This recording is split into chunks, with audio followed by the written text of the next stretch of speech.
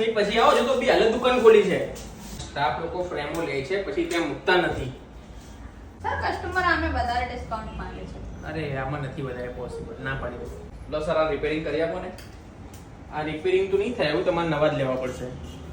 હા સર, તમે ફોન કર ના કરો, માણસ રસ્તામાં જ છે, પહોંચી જશે તમારા ઘરે ચશ્મા 10-15 મિનિટમાં, ટેન્શન ના લો. અરે મસ્ત લાગે છે બેટા તારા ફેસ ઉપર ચશ્મા.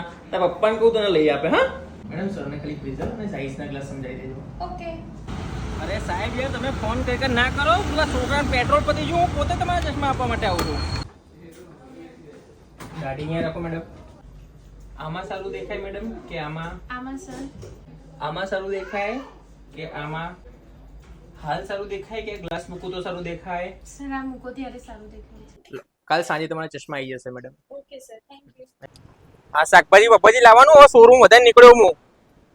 એ લાવવાનું તો કહી દે મને જરા.